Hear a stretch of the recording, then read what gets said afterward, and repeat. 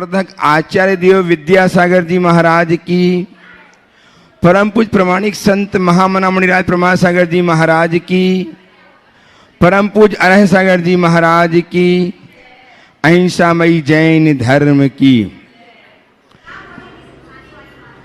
झारखंड प्रदेश के पावन नगर रामगढ़ कैंट, जहां परम पूज्य आचार्य भगवान विद्यासागर जी महाराज के परम प्रभावक शिष्य महामना मुनिराज प्रमाण सागर जी के प्रेरणा से निर्मित हुआ है विशाल पाषाण जिन मंदिर, जिसमें स्थापित होने वाली है विशाल जिन बिंब, जिनका पंच कल्याण प्रतिष्ठा महोत्सव 20 से 26 जनवरी तक परम पूज्य गुरुदेव प्रमाण सागर जी एवं अरह सागर जी के सानिध्य में संपन्न होने जा रहा है।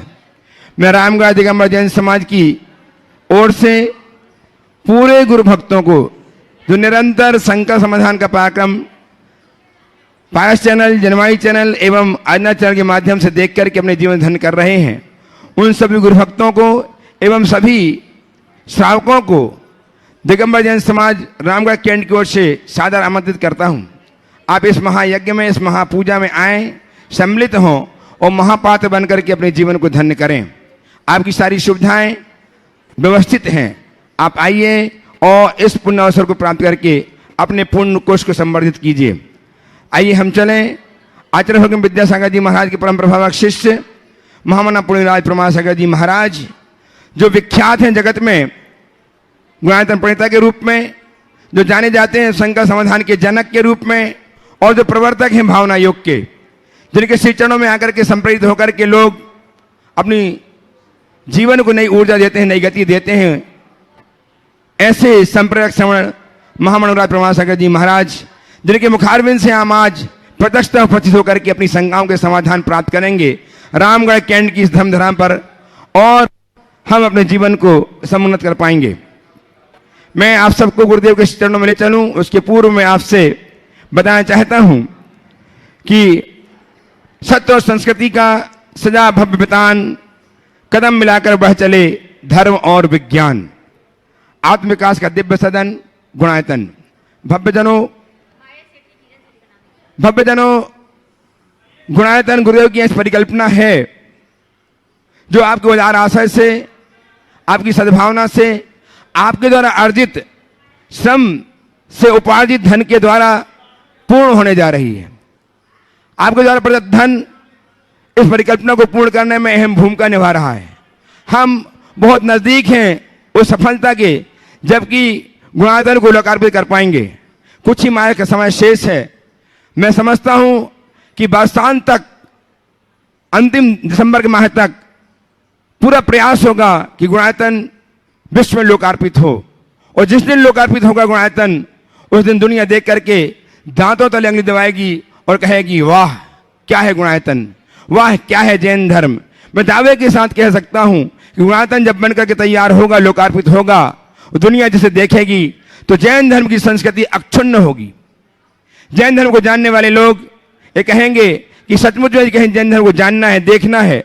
यह कहा जाए कि पोथी की बातों को पलों में देखने का, पलों में समझने का अवसर हमें गुणायतन के माध्यम से प्राप्त होगा, और हम देख पाएंगे उन प्राचीनतम संस्कृति को, उन पंचायतन के जिन मंदिरों को, पंचायतन शैली के जिन मंदिरों को, जो परम पूज्य गुरुदेव की प्रेरणा से निर्मित हो रहे हैं, जब पूर्ण हो गए, मेरी समझ में ये आ रहा है, हम ये समझ रहे हैं, हमारा ये आशय है, हमारा ये प्रयास है कि 2023 में गुणायतन के पंचकन्या प्रतिष्ठा हो, और आप हम सब वहां गुणायतन में पंचायतन शैली के मंदिरों में विराजमान होकर के उन विराजमान प्रभुओं की वंदना कर सकें, अर्चना कर सकें, हम उनकी पूजा कर सकें।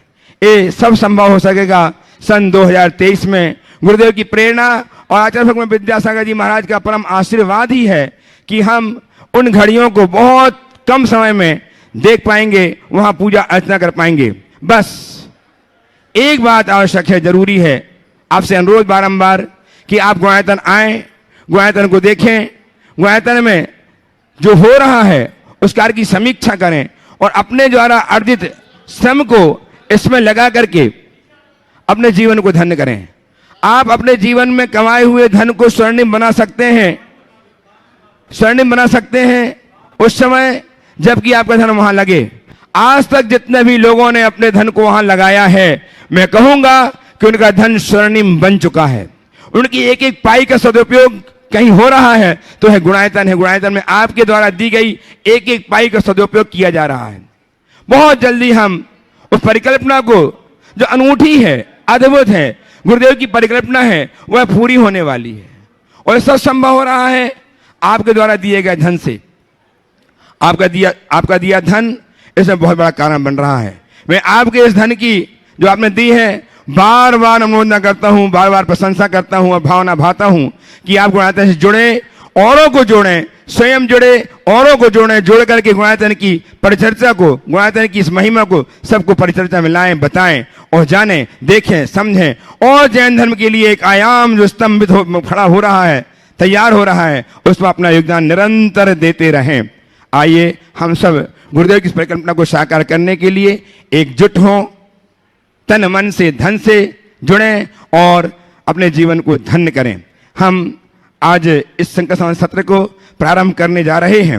मैं चाहता हूं कि हम गुरुदेव के इस कार्यक्रम को, जिसके माध्यम से आप ही नहीं अपितु विश्व के 147 देशों के लोग लगातार गुरुदेव को 5 चैनल के माध्यम से, जिसमें संकट समाधान शाम को 6 बजे के 20 मिनट पर आदिनाथ चैनल पर, 6 बजकर 20 मिनट पर आदिनाथ चैनल जो आजकल आपके जियो टीवी में भी आ चुका है, उसके माध्यम से देख करके अपने जीवन को नई ऊर्जा, नई दिशा, नई राह दे पा रहे हैं। मैं सबका वंदन करता हूं, अभिनंदन करता हूं। और जनवाणी चैनल के माध्यम से रात में 9:40 बजे आप जनवाणी चैनल में संकट समाधान देख करके अपने ज्ञान को संबोधित कर सकते हैं, अपनी समस्याओं को सुलझा सकते हैं, अपनी जिज्ञासाओं को शांत कर सकते हैं और समाधान प्राप्त करके जीवन को उन्नत कर सकते हैं। इन समयों का ध्यान रखते हुए आप लगातार पारस, जनवाणी एवं आदिनाथ चैनल के माध्यम से अपनी शंकाओं के समाधान प्राप्त करके जीवन को नई ऊर्जा दीजिए, नई दिशा दीजिए, नई राह दीजिए।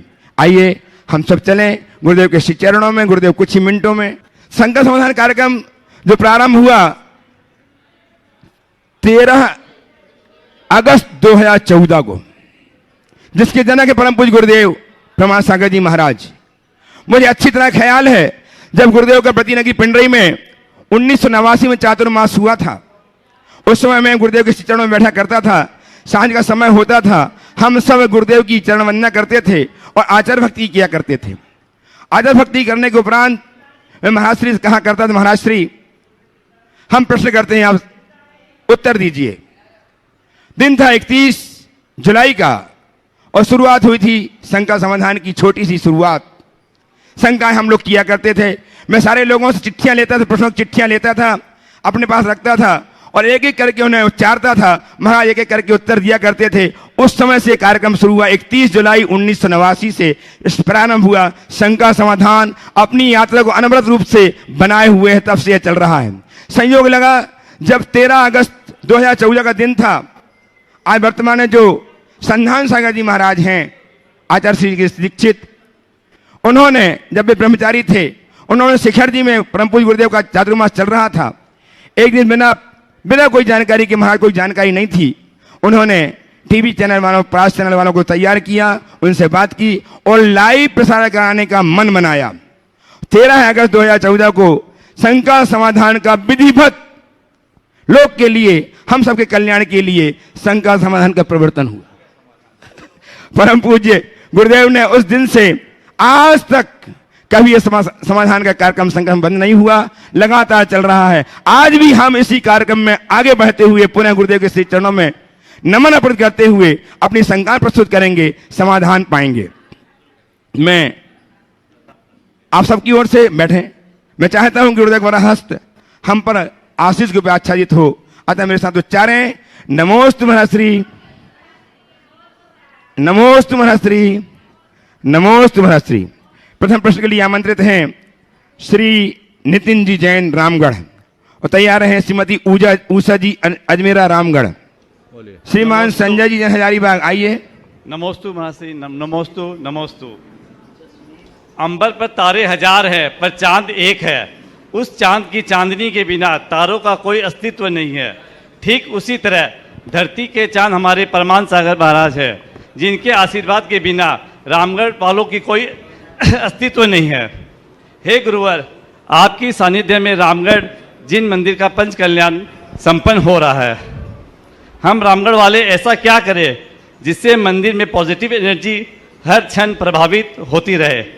जो भक्त एक बार मंदिर की प्रतिमा दर्शन करने आए तो उसके जीवन के हर क्षण में पॉजिटिव एनर्जी उसके साथ रहे, इससे मार्गदर्शन करें।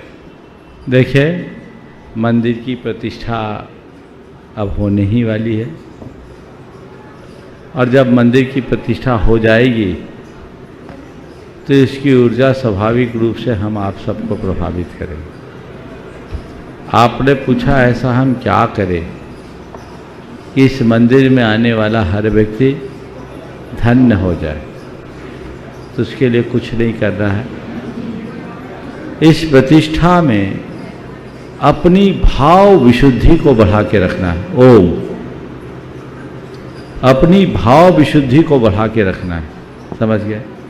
आप जितनी अधिक भाव विशुद्धि बढ़ाओगे, प्रतिष्ठा में उतना प्रभाव बढ़ेगा और उसका ही परिणाम आने वाले दिनों में भक्तों को होगा।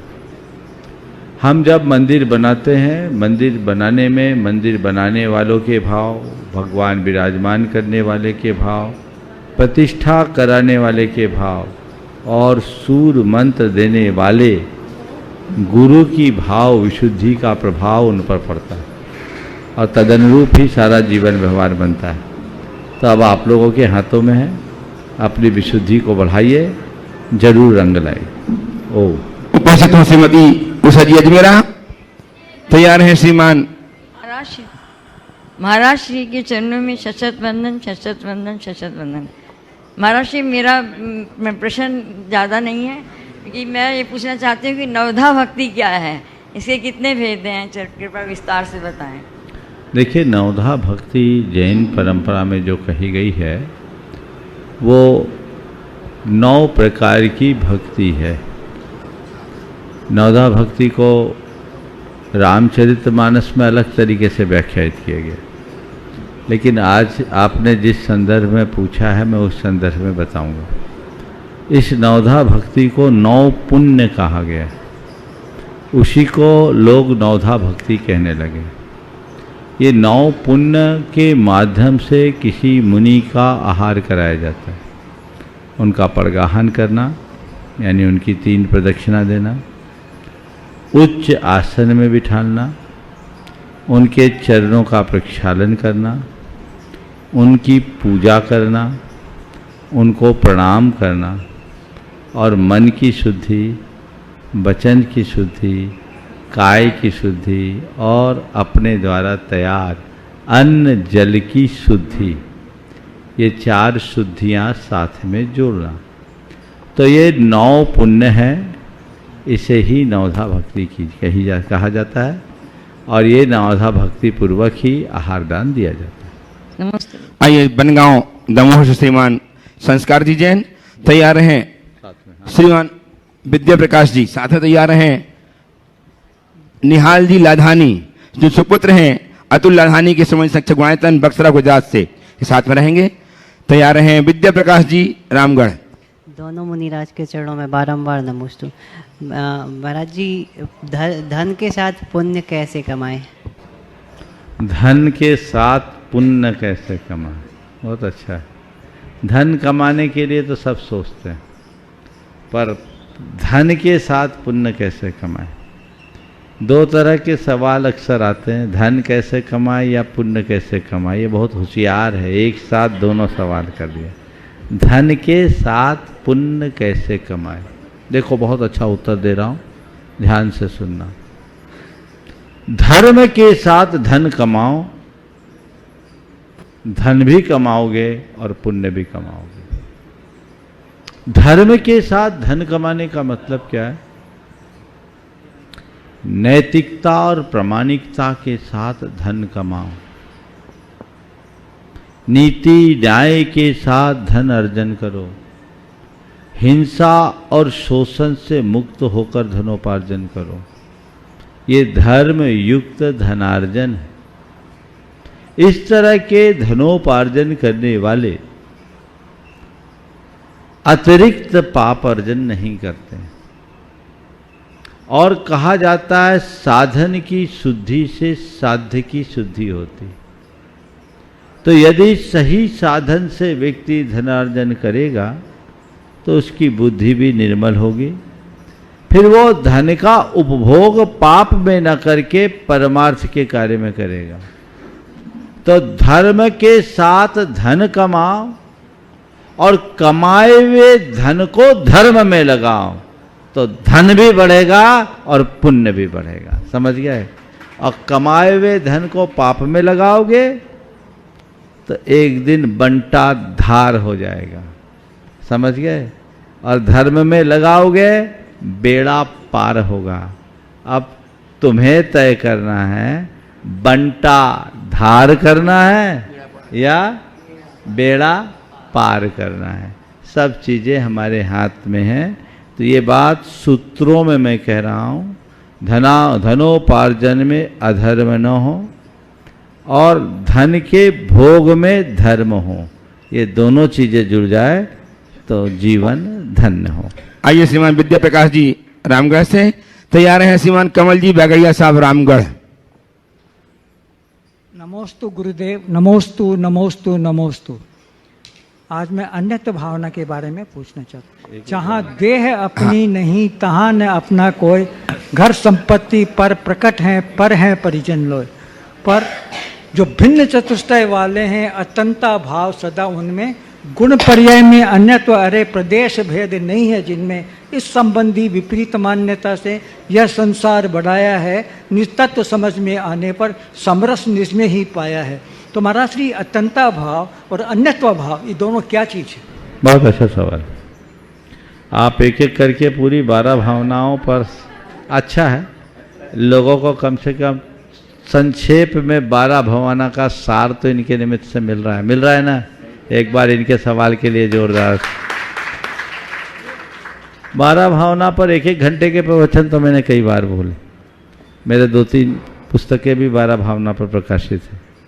लेकिन सार में विस्तार इनके सवाल के माध्यम से आप सबको मिल रहा है। कल हमने एकत्व की बात की थी, आज बात अन्यत्व की।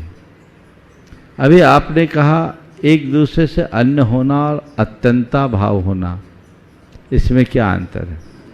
उस अंतर को बताने से पहले अन्यत्व के अर्थ को समझना ज़्यादा जरूरी है। अन्यत्व का मतलब क्या है? मैं सबसे अलग हूं। कल जब एकत्व की बात की तो मैं अकेला हूं। जब अन्यत्व की बात करूंगा तो मैं अनोखा हूं। अलग तो हूं, अकेले तो हूं, सबसे अलग हूं। मेरा किसी से कोई मेल नहीं। स्वयं के अस्तित्व की इस अनुभूति का नाम अन्यत्व भावना है। और इसके साथ साथ अपने से जगत के सारे पदार्थों के भिन्नता का एहसास करना भी अन्यत्व भावना है।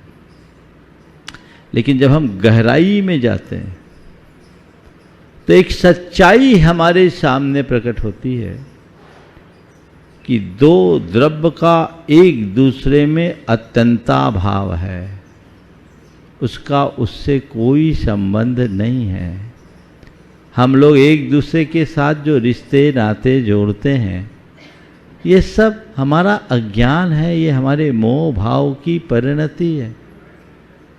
इस शरीर से क्या हमारा एक परमाणु से भी नाता नहीं है, क्योंकि जगत के हर पदार्थ, हर वस्तु अपने आप में स्वतंत्र है और सब अपने आप में अलग है। मैं हूँ, आप हो, मेरा आपसे कोई नाता नहीं। न मेरा एक प्रदेश आपसे जुड़ सकता है, न आपका एक प्रदेश मुझसे जुड़ सकता है।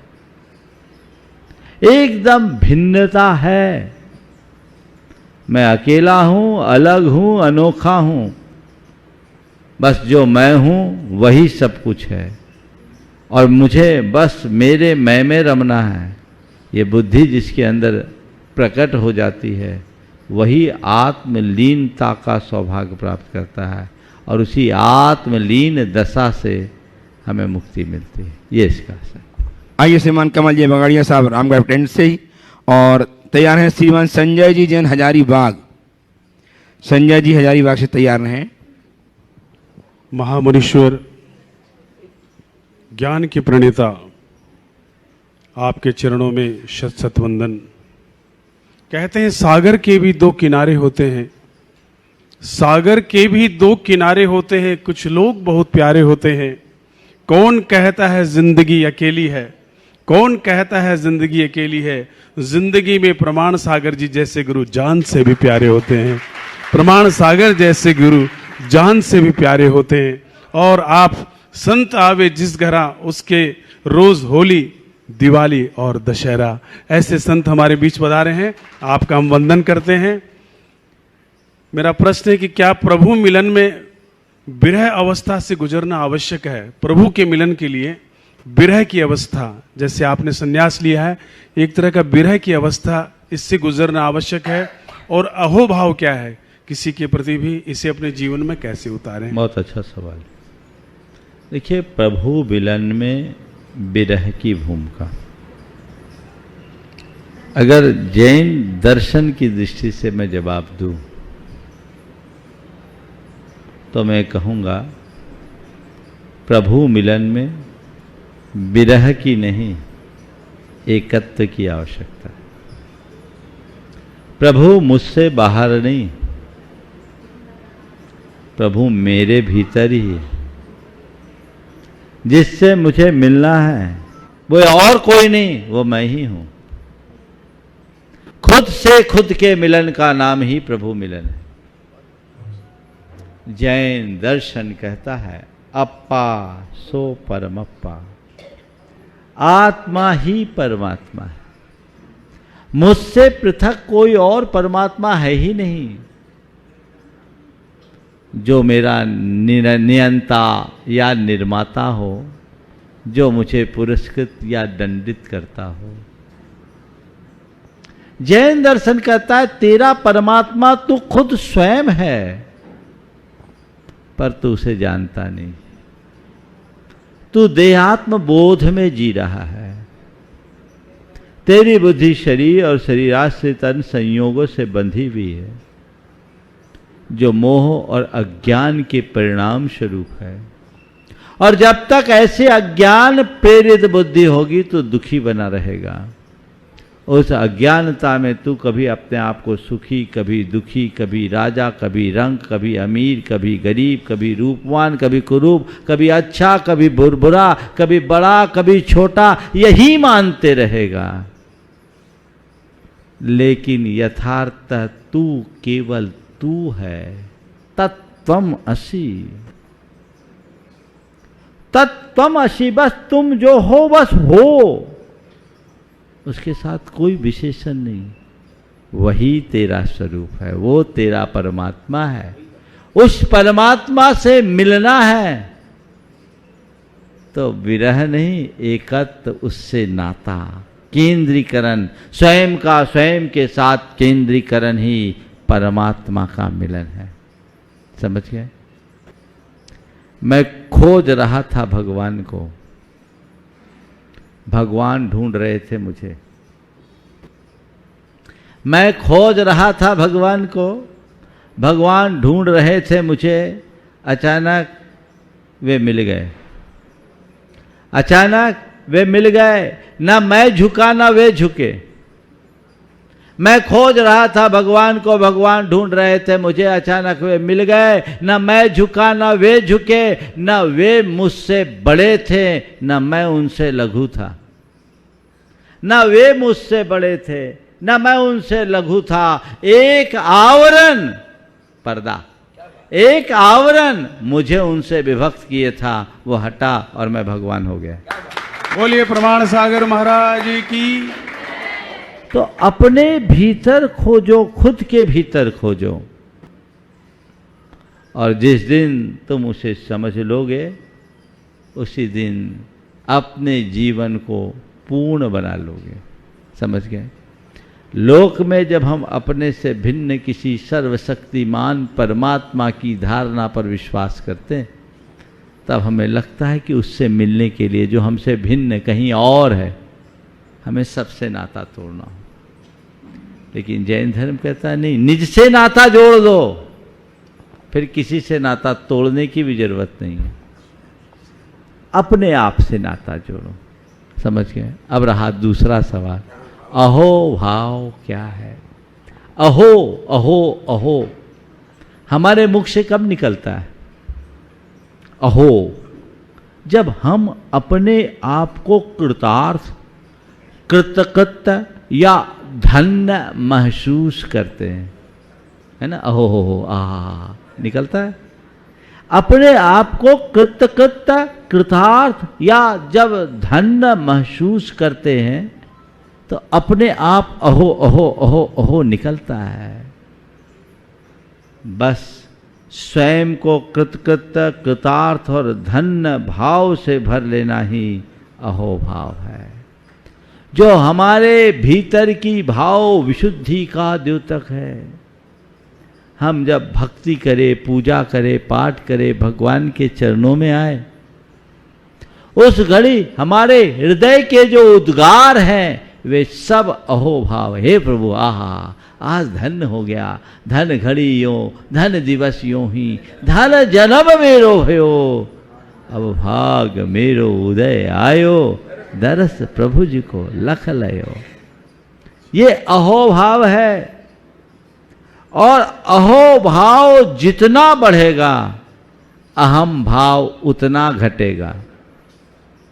अहो भाव बढ़ाओ, अहम भाव घटाओ।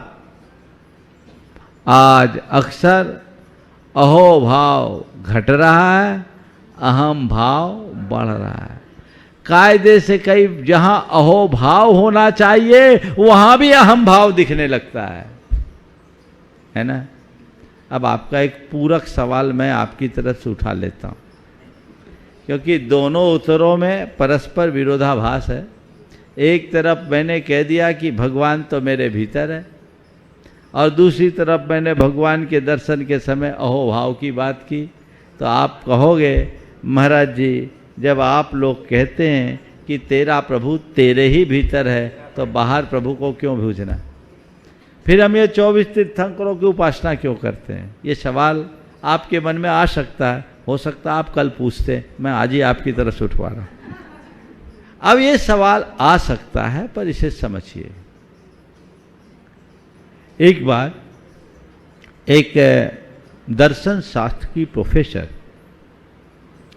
मुझसे चर्चा में एक बात कही कि महाराज जी, मुझे जैनिज्म की सब बातें समझ में आती, पर एक बात समझ में नहीं आती कि आप जैन लोग ईश्वर को मानते हो, पर ईश्वर के कर्तृत्व को क्यों नहीं मानते? वो दर्शन शास्त्र की प्रोफेसर थी, दर्शन की भाषा में उन्होंने मुझसे सवाल किया कि आप जैन लोग ईश्वर को मानते हैं, ईश्वर के कर्तृत्व को क्यों नहीं मानते? देखिए ना, ईश्वर ने मुझ पर कितनी बड़ी कृपा की। देखिए ना, ईश्वर ने मुझ पर कितनी बड़ी कृपा की। मेरे पति की किडनी खराब हो गई थी, दोनों किडनियां खराब हो गई थी, ईश्वर ने उसे ठीक कर दिया। मेरे पति की दोनों किडनियां खराब हो गई थी, ईश्वर ने उसे ठीक कर दिया। मैंने कहा बहन जी, यदि ये बात है तो मुझे आपके ईश्वर पर संशय है। बहन जी, यदि ये बात है तो मुझे आपके ईश्वर पर संशय है। बोले क्यों?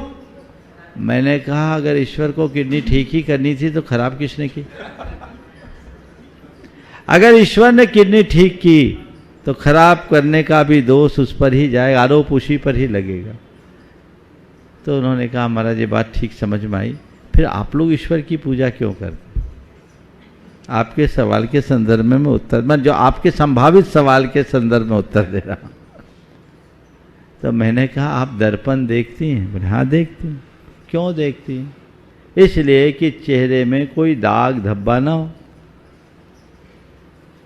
तो क्या दर्पण आपके चेहरे के दाग धब्बे को साफ कर देता है? ना ना महाराज, दर्पण हमारे दाग धब्बे को भले साफ न करता हो, पर दर्पण में हम दाग धब्बे को देखकर खुद साफ कर लेते हैं। तो मैंने कहा बस इसीलिए हम भगवान के पास जाते हैं। भगवान हमारे दर्पण हैं, दर्पण है, उनके सामने उनकी छवि में हमें अपनी असली छवि का दर्शन होता है, हमें अपने भीतर के भगवान होने का एहसास होता है, और हमें दिखता है कहाँ कोई दाग धब्बा है, हम अपनी भाव विशुद्धि से उसे साफ कर लेते हैं। जैन धर्म में ईश्वर उपासना के पीछे यही दृष्टिकोण है, और वो हम अहोभाव से भर करके ही कर सकते हैं। आइए श्रीमान संजय जी जैन हजारीबाग से, और तैयार हैं सुरेश जी आशा जी विनायका टेस्टी गुणायतन हजारीबाग अनंत मुनि भक्त।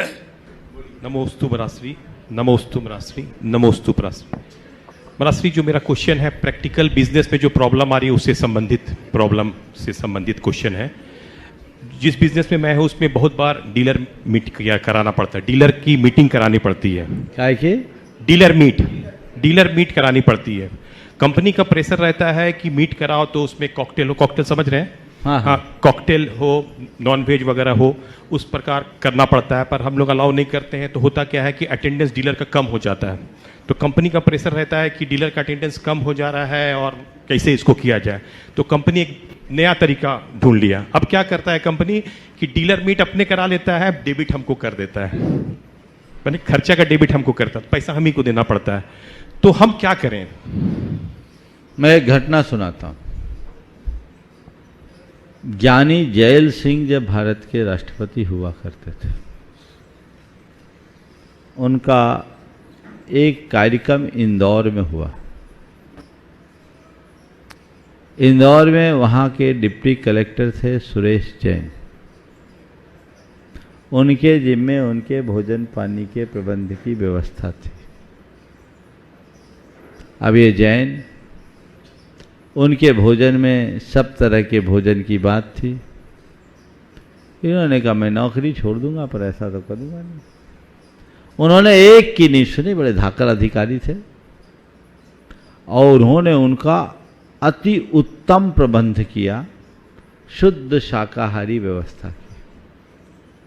शुरुआत में बड़े अधिकारियों ने नाराजगी जताई, लेकिन उनकी वो अपनी बात पर अड़े रहे, दृढ़ रहे, और खुद ज्ञानी जैल सिंह ने उनकी सराहना की कि ये सिद्धांत निष्ठता का द्योतक है, और उन्होंने उनके द्वारा उपलब्ध कराए गए भोजन की भी खुले मन से प्रशंसा की। मैं ये उदाहरण केवल इसलिए सुना रहा हूँ, अगर हम मजबूत हैं तो कंपनी को भी झुकना पड़ेगा। आप उनसे सीधे बोलिए, जो कार्य हम खुद नहीं करते हम उसकी अनुमोदना भी नहीं करेंगे। आप भोजन कराने की बात करते हैं, हम बिना ड्रिंक के और बिना नॉन वेज के एक क्लास कराएंगे। आप 5 स्टार होटल में मीट कराना चाहते हैं, हम वो करा देंगे। मेन्यू आपका, मीनू हमारा, हम कराएंगे। अगर आपने इसे प्रोवाइड किया, हम रिफ्यूज करते हैं। इससे हमारी धार्मिक भावनाएं आहत होती है, हम ये कार्य नहीं कर सकते, और सच्चे अर्थों में हमारे मौलिक अधिकारों का हनन भी है। जूझना पड़ेगा, सामना करना पड़ेगा, और एक बार दृढ़तापूर्वक अपनी बात को रखोगे तो दोबारा फिर वो कभी कहेंगे भी नहीं, प्रयास भी नहीं करेंगे। उनको ऐसा ऐसा भोजन कराओ कि लोग दंग रह जाए। समझ गए? अभी एक और बता रहा हूँ। 3 साल पहले एक अंतर्राष्ट्रीय कार्यक्रम हुआ ऑर्गेनिक फार्मिंग का, और उसके कोऑर्डिनेटर थे रोहित जैन, इंदौर के, उदयपुर के, जो उन दिनों इस संगठन के राष्ट्रीय महामंत्री। उसके जिम्मे वहाँ का पूरा भोजन था। अनेक देशों के लोग आए, सरकारों के प्रतिनिधि आए, और उन्होंने ऑर्गेनिक और शुद्ध शाकाहारी कराया, और लोगों को बताया कि नॉन वेज ऑर्गेनिक हो ही नहीं सकता। और दृढ़तापूर्वक 3 दिन की मीट थी, उस मीट में उन्होंने 3 दिन के अंतर्राष्ट्रीय स्तर के कार्यक्रम में शुद्ध शाकाहारी भोजन, और उनकी भोजन की भूरी भूरी प्रशंसा की गई। तो हम वो भी चीज़ें उपलब्ध करा सकते हैं। उनने भारत के विभिन्न प्रांतों में जो परंपरागत अनाज थे और जो परंपरागत बीज थे उनसे तैयार चीज़ें कराई। तो जहाँ चाह वहाँ राह। हमें कॉम्प्रोमाइज कतई नहीं करना चाहिए। ऐसी घड़ी में हमारी निष्ठा की परीक्षा होती है और दृढ़ता से हमें उसका रास्ता निकाल लेना। नमोस्तुते। आइए श्रीमान सुरेश जी, आशा जी विनायका, अनंत गुरु भक्त, ट्रस्टी आयतन हजारीबाग तैयार हैं। श्रीमती रीना जी बगड़ा। नमोस्तु महाराज श्री। महाराज श्री, शंका भी है और एक प्रश्न भी है। हम लोग एक ऐसा प्रबंध चाहते हैं महाराज श्री, जैसे नया मंदिर भी बना या मंदिर जिनालय के, जो अगर हमारे अधिकारी कोई बात नहीं सुनते हैं या हम कुछ प्रेषित करना चाहते हैं तो क्या वहाँ हम एक बॉक्स रख दें जिसमें वो हम लोग लिख करके उसमें डाल दिए और वो हर हफ्ते निकाल दिया जाए, तो उस पर कोई विचार हो करके हमारे प्रबंधक जो हैं तो अगर उसको निकाल के एक हफ्ते में निकाल पे उसको सुना जाए। ज़्यादा अगर लिख करके हो तो फिर उससे फ़र्क भी पड़ता है। तो क्या ऐसा कुछ हम लोग कर सकते हैं? देखिए, करने को तो सब कर सकते हैं। पुराने समय में हमारे सभी सामाजिक संस्थाओं में एक शिकायत पुस्तिका रहती थी, सुझाव पेटी या शिकायत, और लोग उसमें लिखते थे। महाराज श्री, वहाँ पर सिग्नेचर हम लोग अपना नहीं करेंगे। मेरी बात सुनो ना, मेरी बात सुनो। सिग्नेचर जरूर करना चाहिए। डरना क्या है? हम अगर अपनी व्यवस्था को सुधारने के लिए कर रहे हैं तो गोपनीय बात है। हम किसी को नीचे गिराने के लिए या किसी की छवि खराब करने के या अन्य किसी दूषित अभिप्राय से कोई काम करे तब तो बात संकोच की समझ में आती। लेकिन जब हम व्यवस्था को अच्छा बनाने के लिए कर रहे हैं तो एक प्रकार से प्रबंध व्यवस्था में जुड़े लोगों का सहयोग कर रहे हैं और उनको ऐसे लोगों का हृदय से स्वागत करना चाहिए। यदि उनके अच्छे सुझाव है तो न केवल उन्हें अपनाना चाहिए अपितु उसके लिए खुले मन से धन्यवाद भी देना चाहिए कि आपने अच्छा काम किया। लेकिन दोनों तरफ से गड़बड़ियाँ होती हैं। बहुत से लोग उनका उनकी जो शिकायत है शिकायत के लिए होती है, और कुछ लोग हैं जो इतने अहमन्य हो जाते हैं कि किसी के अच्छे सुझाव भी शिकायत समझते हैं। तो इससे गड़बड़ियाँ होती हैं, हमारी व्यवस्थाएं ठीक नहीं होती। हमें इनके लिए एक खुलापन रखना चाहिए अपने विचारों में, और जब हम खुले विचारों के साथ काम करेंगे तो काम अच्छा होगा। एक सलाह मैं सभी को ये जरूर दूंगा, जो भी मंदिर की व्यवस्था से जुड़े लोग हैं पूरे देश भर में, वे हमेशा एक बात को ध्यान में रखें, मैं मंदिर का पदाधिकारी नहीं, भगवान का सेवक हूँ। मंदिर हमारी श्रद्धा का आयतन है, सत्ता का अधिष्ठान नहीं। अगर हम श्रद्धा के आयतन को सत्ता का अधिष्ठान बना देंगे तो वही सब बातें होगी जो नहीं होनी चाहिए। तो मनस्थिति में परिवर्तन अपेक्षित है, सोच में बदलाव अपेक्षित है।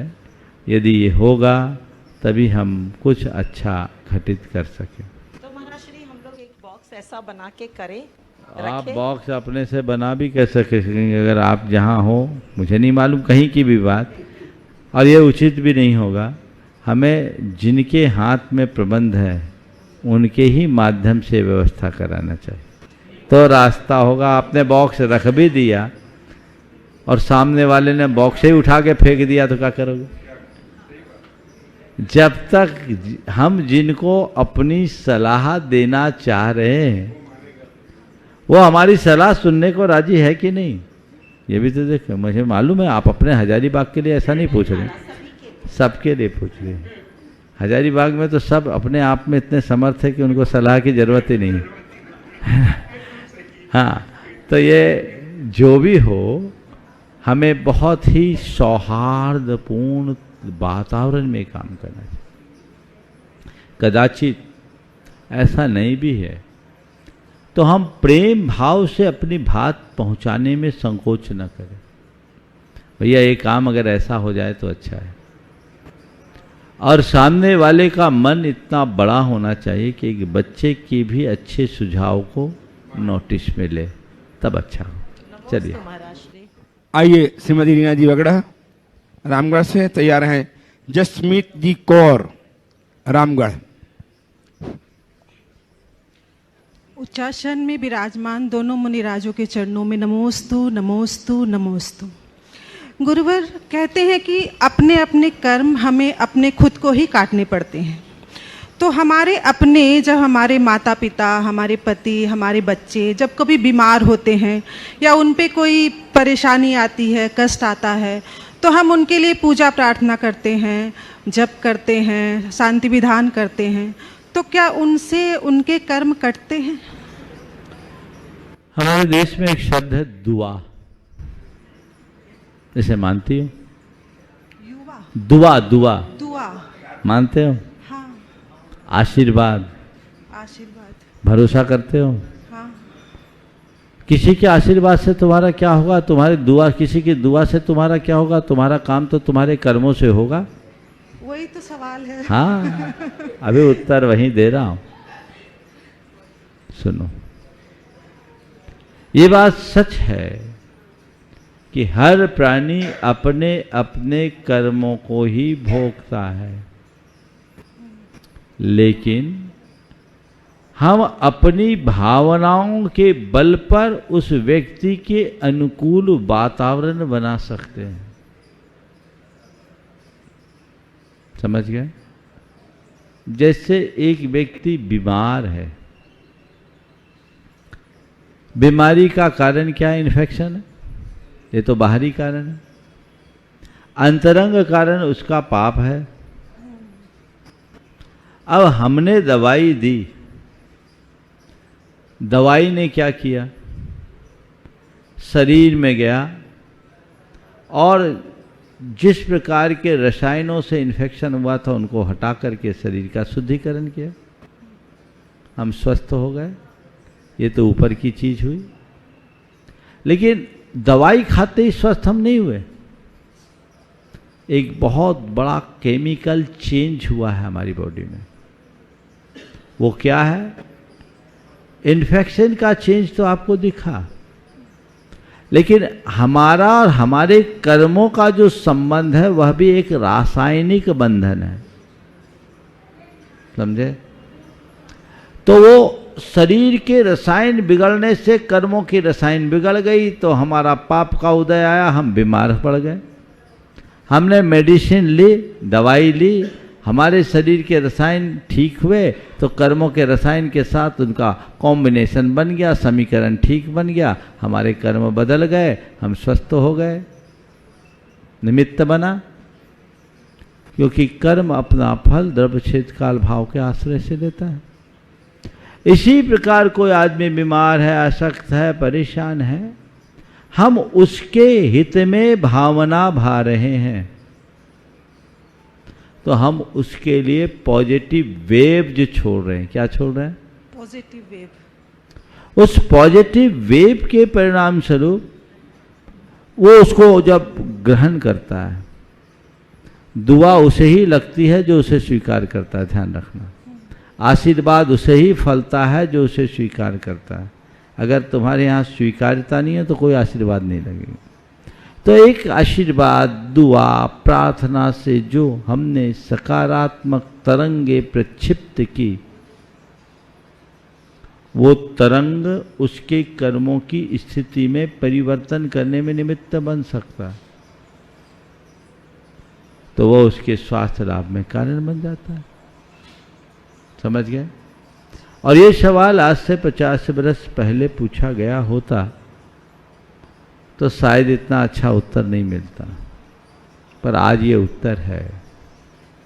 आप सब सुनकर आश्चर्य करेंगे, अमेरिका में आज से 15 साल पहले तक की जानकारी के अनुसार 125 मेडिकल यूनिवर्सिटीज थी।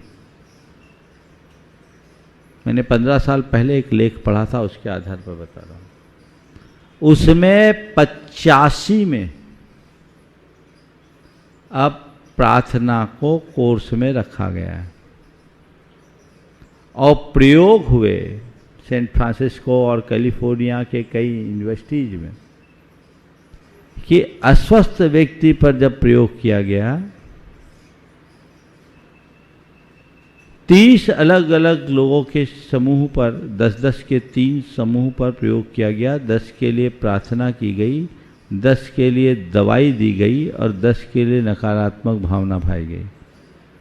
जिनके लिए नकारात्मक भावना भाई गई उनकी बीमारी तेजी से और बढ़ी।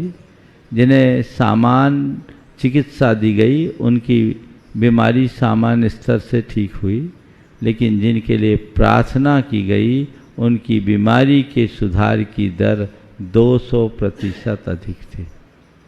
और उसमें सबसे चौंकाने वाली बात ये थी कि जिन लोगों के लिए प्रार्थना की जा रही थी उन्हें पता नहीं था कि मेरे लिए कोई प्रार्थना भी कर रहा है। ये प्रयोग है, आप देखिए, आप अगर सर्च करेंगे तो ऐसे बहुत सारे रिपोर्ट्स मिलेंगे। तो ये प्रार्थना का प्रभाव है, हमारी भावनाओं का प्रभाव है। तो वो एक किर्लियन फ्रीक्वेंसी है।